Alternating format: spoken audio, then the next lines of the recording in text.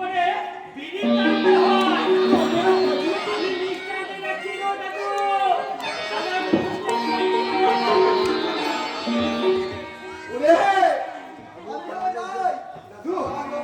খবরটা জানে আসি, আমি যশোদা বাবাকে চিঠি লিখে বলে আসি তুমি ঠাকুমা হতে চলেছো গো, তুমি ঠাকুমা হতে চলেছো।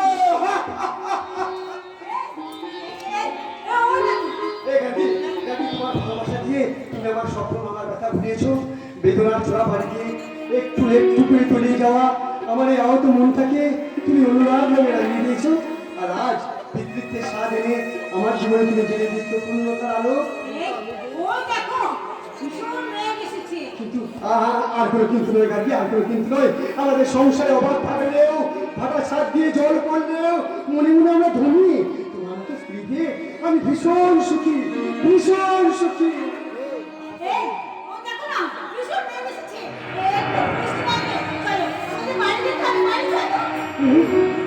আজ বৃষ্টিতে ভিজতে বড় ইচ্ছে করছে, বলতে ইচ্ছে করছে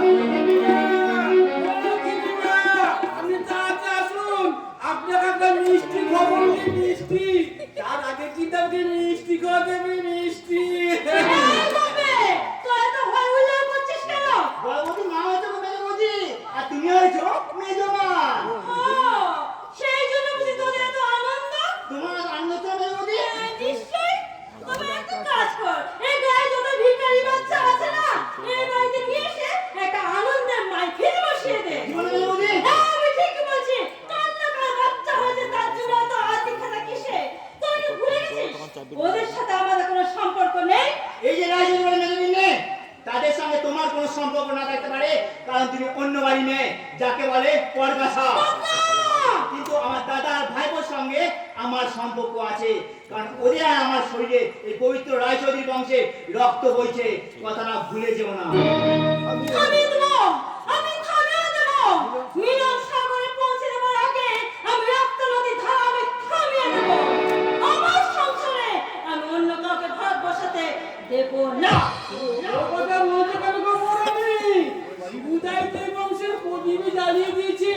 মুখে দাঁড়িয়ে দিলে কে দেখবে এসব? আর তুমি তো আর সন্তানের মা হতে পারবে না। কি? সামান্য জাতি হয়ে এত বড় সাহস! দেখবি তোকে মার করতে চাও! আর কুড়েলি শোন, এবারে সবাই ওকে মেনে নিল, আমি কোনোদিনই মেনে নিতে পারবো না ওই জানোয়ারের বাচ্চাটাকে! বলে ওটান কবি তুই বাড়ির ভেতরে যা। আচ্ছা বাবু, তোমার এত সাহস? এই রায় চৌধুরী বাড়ির সন্তানকে তুমি জানোয়ারের সন্তান করলে, কোথায় পেলে এত সাহস? আপনি কি মনে করছেন দেবনাথ আর আমি সারা জীবন আপনার পা পোছায় থাকবো? ওই পাপসর যোগ্যতা মাছ তোমরা হারিয়েছ, কারণ তোমাদের চোদ্দবৃত্তি। কি? কি বললেন? আমরা চোর? হ্যাঁ চোর। সেই রাস্কেল দেবুটা যেমন চোর, তেমনি তুমিও একটা চোর। বাইরের বের মিথ্যে খরচের হিসাব দেখে তুমি আমার আলমারি থেকে 1 লক্ষ টাকা সরিয়ে নিয়েছো। আর সেই রাস্কেলটা শিবুর ফেলে যাওয়া 20 লাখ টাকা বিয়ার চেকটা ভাঙিয়ে ব্যাংক থেকে 20 লাখ টাকা তুলে নিয়েছে। বেশ করেছে তুলে নিয়েছি। আমি কেউ শিবুটার মতো ইডিয়েট যে 20 লাখ টাকা ছেড়ে দিয়ে পথে পথে ভিক্ষে করবো? করি না আমি। দেবনাথ, তুই মদ খেয়েছিস? Yes, my lord, আমি মদ খেয়েছি, তোমার 20 লাখ টাকা খেয়েছি, এবার তোমার সমস্ত সম্পত্তি আমি খেয়ে ফেলবো। Shut up, scoundrel! এই কথাটা তুই দ্বিতীয়বার উচ্চারণ করলে তোকে আমি কি করবে মিস্টার চন্দ্রকান্ত রায়ধরে? এটা তোমার আদালত নয়, আর আমিও কোনো আসামি নই। এই সংসার আদালতে তুমি কোনো বিচারক নও, সে বাবা আর আমি তোমার একমাত্র ছেলে। Shut up! খবরদার তুই আমাকে নিজের ছেলে বলে পরিচয় দিবি, আমাকে তুই বাবা বলে ডাকবি না। আমি তোদের দুজনকে ঘিরে একটা বিশ্বাসের পাহাড় তৈরি করেছিলাম, কিন্তু তোরা সেই বিশ্বাসের পাহাড়টাকে স্বার্থের ডিনামাইট দিয়ে ভেঙে চুরমার করে দিয়েছিস। তোদের আমি কাউকে বিশ্বাস করি না। দেবনাথ, বাবার মুখে এসব কথা শোনার পরও তুমি দাঁড়িয়ে আছো? চলো, আমরা এক্ষুনি এই বাড়ি থেকে বেরিয়ে যাবো। চলো। আমি চলে যাবো, কারো ভয়ে চলে যাবো? ওই দাম্ভিক অহংকারী চন্দ্রকান্ত রায়চৌধুরীর ভয়ে? এই মিস্টার চন্দ্রকান্ত রায়চৌধুরী, দেবনাথ, তুমি নিজেকে কি মনে করো? কি মনে করো সবাই কি সেই শিবেটার মতো ইডিয়েট কি তোমার ফাঁকা আওয়াজে ভয় পেয়ে বাড়ি থেকে পালিয়ে যাবে? নো নো নো নো, আমি তাদের দলে নই। আমি তোমার হাড় খাবো, তোমার মাংস খাবো, সব শেষে তোমার চামড়া দিয়ে আমি টুকটুকি আমি তোর গলা টিপে মারবো। তাই তো মারবেই জরুরি, কারণ তোমার সব ভালোটুকু দিয়ে তোমার ওই সৎ ছেলে শিবুকে দিয়ে দিয়েছো। আমার জন্য একটুও রাখুনি। ওই ভদ্রলোকের মতো তুমি শুধু আমাকে শাসন, এতটুকু স্বভাব করো। কিন্তু তোমরা বুঝতেই পারোনি তোমাদের সেদিনের ভুল আজ তোমাদের বুক চুল হয়ে দেখা দেবে। বুক চুল।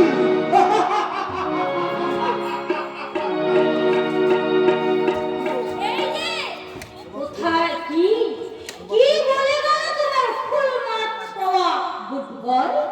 কোথায় গেল তোমার পুরুষ সিংহের হুঙ্কার, তর্জন গর্জন? একি তোমার চোখের করে অতল বর্ষণ?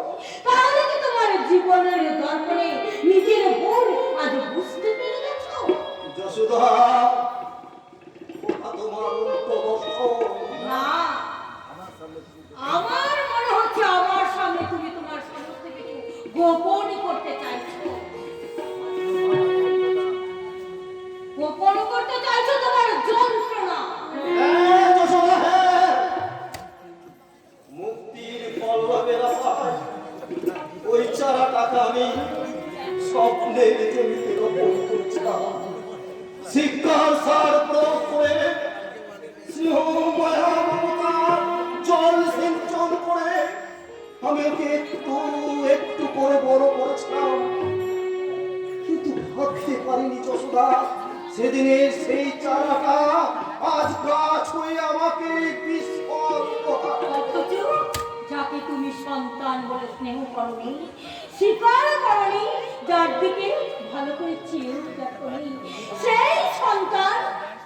কোনোদিন তোমার মুখের উপরে কোনো কথাও বলিনি।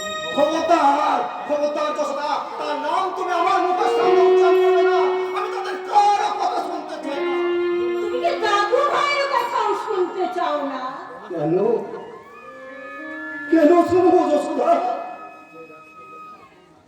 কেন শুনবো? সেই রাস্কেলটা যে বাবা হয়েছে সেই কথা শরৎ কথা তোমাকে চিঠিতে জানিয়েছে, কিন্তু কই সে তো আমাকে জানানি। তা জানাবে কেন? নতুন সকাল পেয়ে সেই বিকেলটাকেই ভুলে গেছে যশোদা। কি বললে তুমি? হ্যাঁ যশোদা, হ্যাঁ, বইয়ের কাছে লেখাপড়া শিখেছে, লটারির টাকা পেয়ে গাড়ি বাড়ি কিনেছে, ব্যবসা বাণিজ্য করে টাকা রোজগার করছে। বাবা মায়ের প্রতি তার নাকি অবাধ শ্রদ্ধা ভক্তি, কিন্তু কই ছেলেটাকে নিয়ে একবার তো আসতে পারেনি। এবারে আমাদের কি দাদু ঠাকুমা হিসাবে নাতির মুখ দেখতে ইচ্ছে করে না? আচ্ছা, আমার কথা না হয় ছেড়েই দাও। তুমি তুমি তো তার ঠাকুমা, তোমার কি ইচ্ছে করে না সেই সুন্দর ফুটফুটে নাতির মুখটা দেখতে? কিছু করলেও এই বাড়িতে আসার পথটা তুমিই তো বন্ধ করে দিয়েছো। তুমিই তো তাদের মাথায় দিব্যি দিয়েছো। বেশ করেছে দিব্যি দিয়েছি, বেশ করেছে দিব্যি দিয়েছি।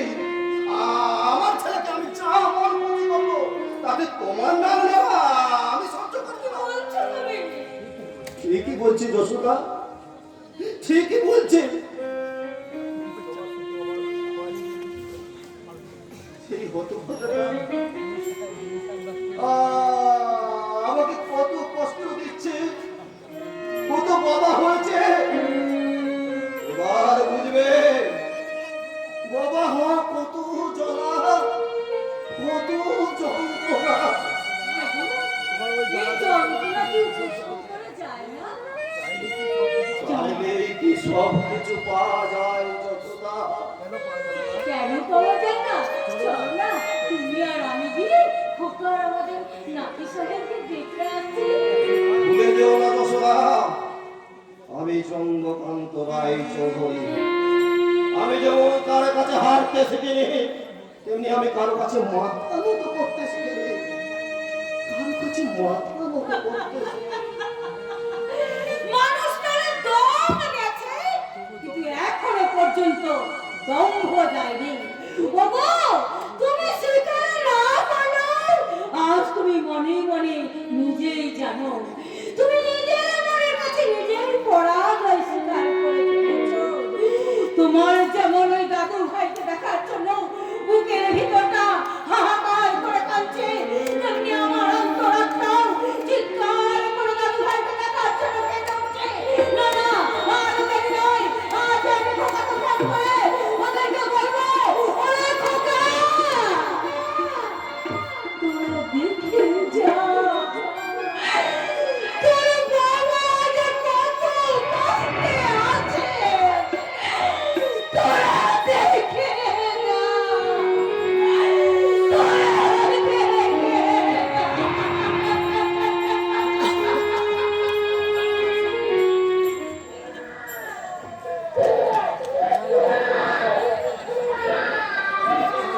না না, কাঁদে না বাবু, না কাঁদে না।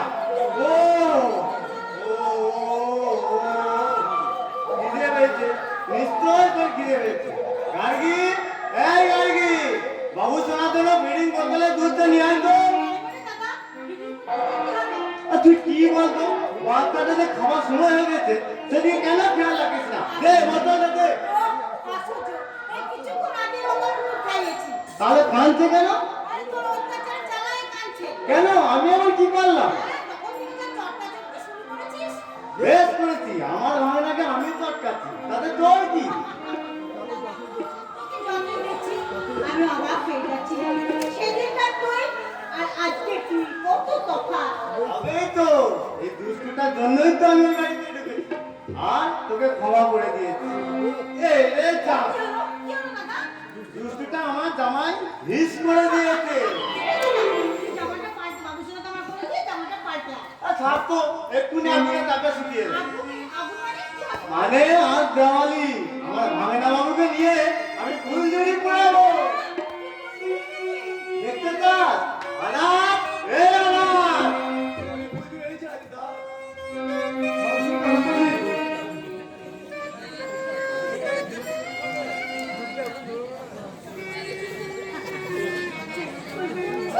আহা, আজ আমার কত ভাগ্য।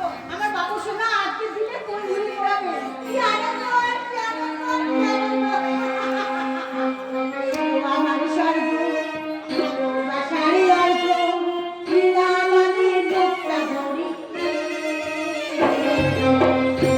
আমার স্বর্গ, বাসারি অল্প, ক্রীড়াবাদী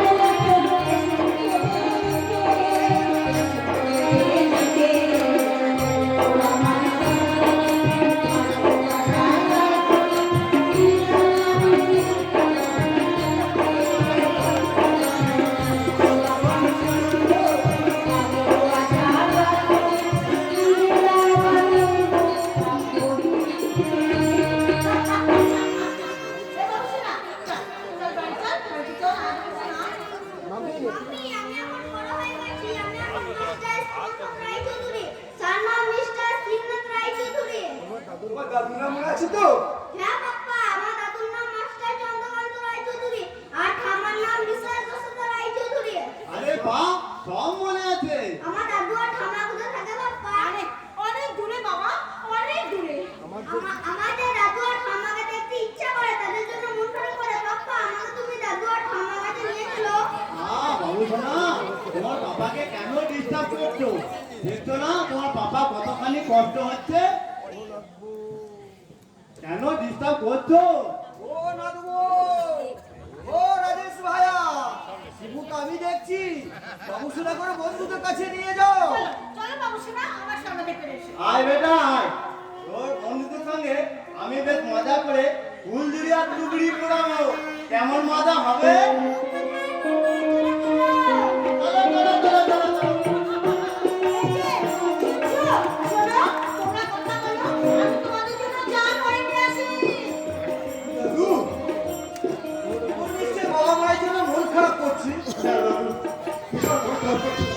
মনে হচ্ছে ছুটে গিয়ে বাবাকে বলি, বাবা তোমার সেদিন সেই অপরাধ শিবু তোমার আশীর্বাদে আজ মানুষ হয়ে গেছে।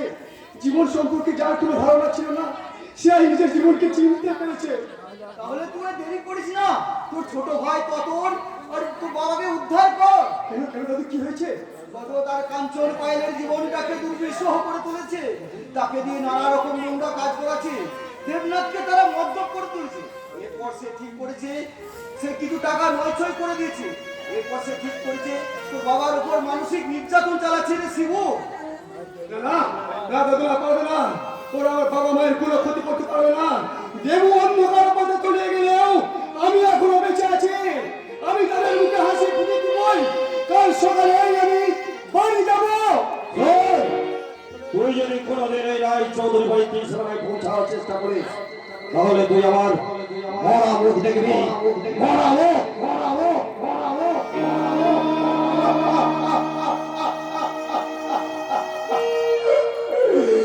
হলো না দাদু, হলো না। আমার বাড়ি যাওয়া হলো না। ওই বাড়িতে ঢুকলে আমার বাবার অমঙ্গল হবে। আমি যে বাবাকে সুখ দিতে পারিনি, আনন্দ দিতে পারিনি, তাই তো আমার ইচ্ছে হয় মা বাবাকে আমি এই বাড়িতে এনে রাখি। কিন্তু কিন্তু বাবা যে আমাকে দিব্যি দিয়ে গেছে, আমার ইচ্ছে থাকলেও কোনো উপায় নেই দাদু, কোনো উপায় নেই, কোনো উপায় নেই। পারবো না দাদু, ছেলে হয়ে বাবার মরা মুখ আমি কিছুতেই দেখতে পারবো না, কিছুতেই না, কিছুতেই না।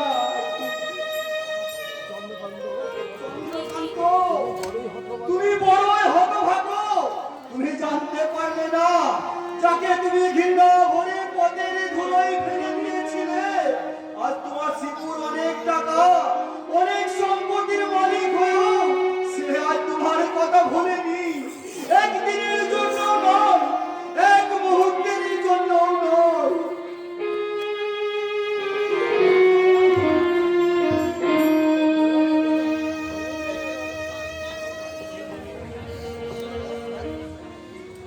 শিবু,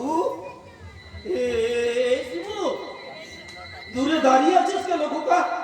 আয় আয়, কাছে আয় বাবা। দূরে দাঁড়িয়ে আছিস কেন? কই, এখানে তো কেউ নেই। তবে যে আমার মনে হলো বড় খোকা আমাকে বাবা বাবা বলে ডাকলো, তবে কি আমি স্বপ্ন দেখছিলাম? তা দেখবো না কেন? আজ যে তার কথা বড় মনে পড়ছে, তার প্রতি রাগে ক্ষোভে যাতে আমি বাড়ি থেকে তাড়িয়ে দিয়েছিলাম, আর যাকে আঁকড়ে ধরে আমি আর যশোদা বাঁচতে চেয়েছিলাম, সেই দিন না তাদের তীরে তীরে মৃত্যু দিকে নিয়ে যাচ্ছে। হে ঈশ্বর, তুমি আমাকে মুক্তি দাও, আমাকে মৃত্যু দাও।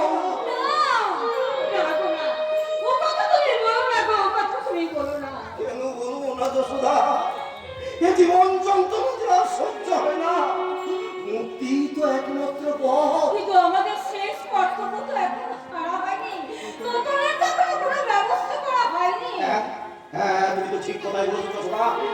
আমি তো তোদের কথা একদম ভুলে গেছিলাম। সত্যি তো তার কিছু ব্যবস্থা করা হয়নি। না না, আজ আমি অর্ধেক সম্পত্তি তার নামে লিখে দেবো যশোদা। করে দেবে? আচ্ছা টাকি যেমন সব কিছু নিয়ে নিয়েছে, বাকিটা কি আছে আর? ভাবছো কেন যশোদা? আমি তো এখনো মরে যাইনি। সরকারি সুযোগ সুবিধা আর পেনশন ত্যাগ করলো, নিজস্ব জমানো বেশ কিছু টাকা, আর কলকাতা বালিগঞ্জে বাড়িটা তো আছে। তাহলে আর চিন্তা নেই, নতুনের একটা কিছু ব্যবস্থা হয়ে গেলে গৃহদেবতা সেবা করে তুমি আর আমি বাকি জীবনটা কাটিয়ে দেবো। কোথায় জীবন কাটাবে? এই বাড়িতে তোমাদের সেই আশায় আমি ছাই দিয়ে দেবো, ছাই দেব না। এই বাড়িটা আমার চাই। তার মানে লেখা থাকতো না, লেখা যা কিছুই কেন না, কিছুই বলো না। কি বলছিস কি দেবো? এই বুড়ি, তোর খোকা ছিল, তোর দরদ একেবারে উঠলে উঠছে, তাই না? দেব না। এই সুলতা, আমাকে ফাঁকি দিয়ে এই বাড়িটা সেই শুয়ে বাচ্চা নাতিটার নামে লিখে দিবি, গুলি করে মেরে দেবো। এই বাড়ি আমার চাই না। না, এই বাড়ি আমার সাত পুরুষের দিতে, এই বাড়ি আমি কাউকে দেবো না। আমাকে দিতে হবে। এই বাড়িতে আমি ফ্ল্যাট বানাবো, তার জন্য মিস্টার থরুরাইকে আমি এই বাড়ি বিক্রি করে দেবো। খবরদার, ওই কথাটা দ্বিতীয়বার উচ্চারণ করলে আমি তোকে কি করবি? কি করবি? আমার মুখে বন্দুক টিকাবি? আরে কিন্তু দুঃখের বিষয়, সেই তোমরা বন্দুক এখন আমার হাতে। আর আমার হাতে আছে এই বাড়ি বিক্রি করার দলিল। বিক্রি করার দলিল?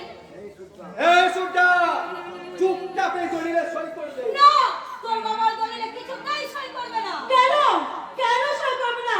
দেবনাথ তো পুরোটা ছেলে নয়, তোমার এই পুরো সকল স্বামীকে বলো চুপচাপ এই দলিলে সই করে দিতে, না হলে কি করবে? কি করবে তোরা অপরাধ তো স্বামীকে আমি গুলি করে মারবো।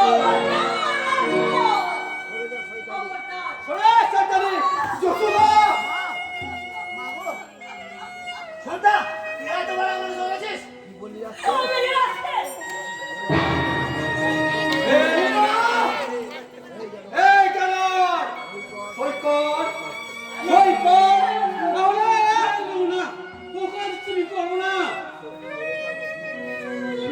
গোপী সরে যা, বেদের মধ্যে কাগজ কলম দেয়া আমি সই করে দিচ্ছি।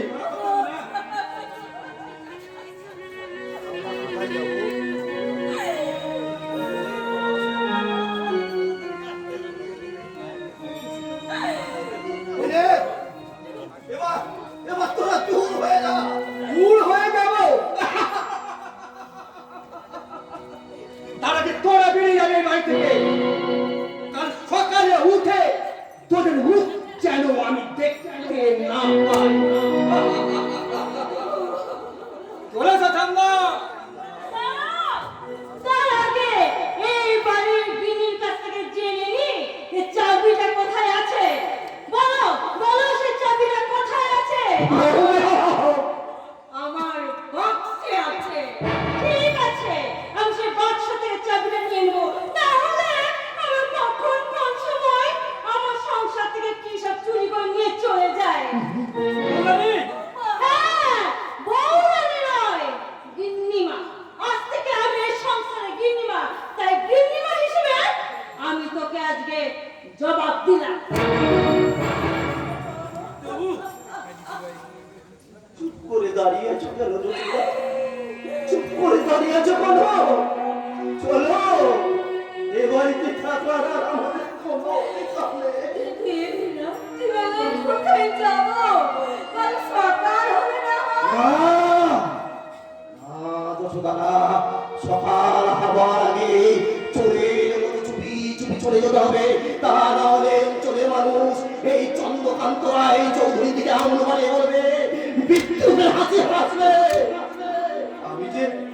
আমি যে সহ্য করতে পারবো না যশোদা। আমি যে সহ্য করতে পারবো না। বাবা, ওরে তো তোর কাঁদিস না বাবা, কাঁদিস না।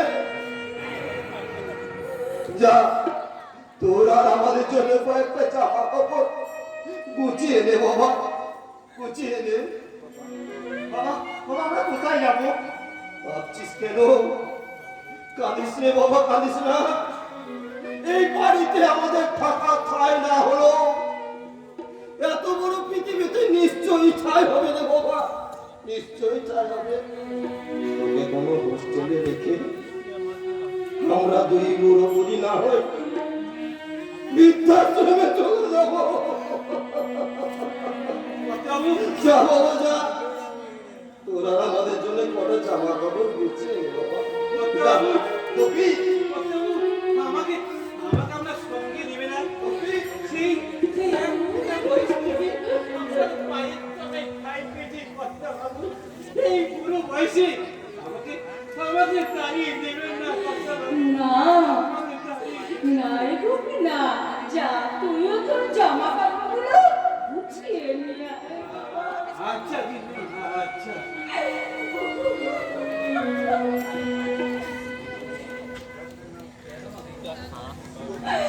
কি গো, কি ভাবছো? ভাবছি আমি সত্যি বেঁচে আছি তো যশোদা। যশোদা, যশোদা, শরীরে ঝিমঝি কেটে দেখো তো আমি বেঁচে আছি কিনা। আমার হৃদস্পন্দনটা অনুভব করে দেখো তো আমি বেঁচে আছি কিনা।